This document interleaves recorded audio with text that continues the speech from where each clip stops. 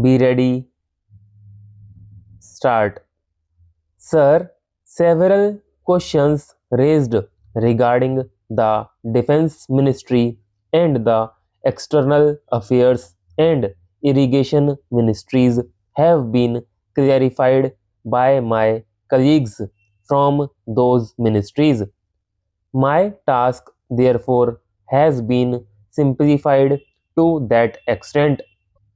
Before I go to the questions financial and economic raised by several honorable members, I should like to clarify one or two points which are more administrative than economic or financial.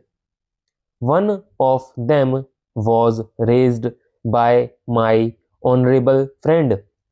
He raised the question about the recruitment by the Assistant Superintendent's Departmental Competitive Examination and particularly about the examination held in 2010. He said that about rupees 6 crores were spent for the 2010 examination and later it was declared that no vacancies were available. He therefore suggested that a definite procedure should be there and the examination should be held according to the vacancies declared in advance, and all persons who have qualified in that examination should be eligible for promotion or for appointment. Sir, I do not know whether the honorable member knows how these vacancies are filled. He probably refers to the section officer's grade in the Central Secretariat Service. This is filled 50% by direct recruitment and 25% by departmental competitive examination open to the assistants, that is the next lower grade, and the 25% by promotion of the assistants on the basis of seniority subject to fitness. The examination, therefore, that he was referring to was a departmental competitive examination for filling 25% of the vacancies. It takes about 1 year for the Union Public Service Commission to declare the results of the examination from the time they take up the question of the examination. It is not therefore possible to declare the number of vacancies to be filled in from the very beginning. To declare them just when the results are out is more realistic, and that is what is done. Sir, if the examination is treated as qualifying examination, the number of treated persons who will thus become eligible for appointment will be quite unrelated to the number of vacancies to be filled in, and then the very situation which the honorable member wishes to avoid would arise. It would not then be possible to hold any of the examinations at regular intervals, and promotions against this quota would become very fitful. The honorable member also suggested that the rules for recruitment and promotion, etc., should be uniform for all ministries, whether participating in the Central Secretariat Service scheme or not. It must be, and this is so, except for the Ministry of External Affairs and the Railways.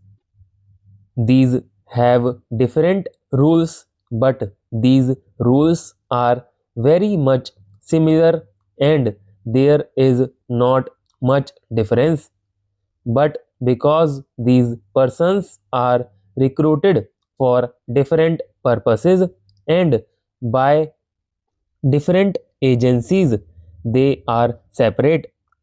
Therefore, his purpose in saying that there should be uniformity is almost carried out. The only difference is that the Ministry of Home Affairs does not control the services in these two ministries. Then, sir, questions were raised about backward areas and the backward states and also about the city of Kolkata. If the budget is properly scrutinized, it would be found that assistance is provided for the states, particularly the backward states, and the Finance Commission, which assesses the overall requirements of the states, takes this into consideration and makes its recommendations, which are carried out every time the Finance Commission's recommendations are received, and they are received periodically according to the Constitution.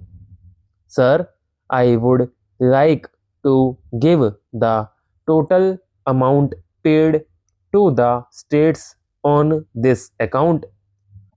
The main objective of planning is to create conditions in which living standards are raised in a sufficiently reasonable level and all citizens are given full and equal opportunity for growth and service.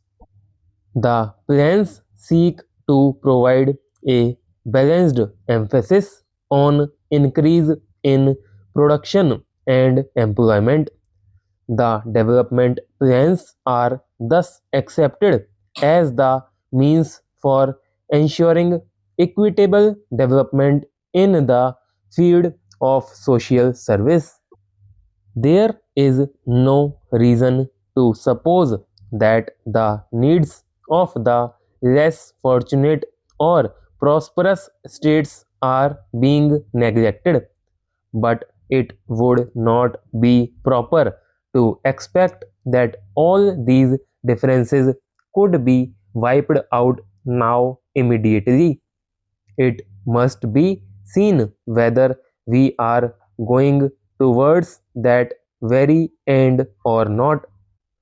We are deliberately going towards that end, and we hope and trust that in course of time these inequalities would be wiped out, if not completely wiped out, at any rate they would be lessened.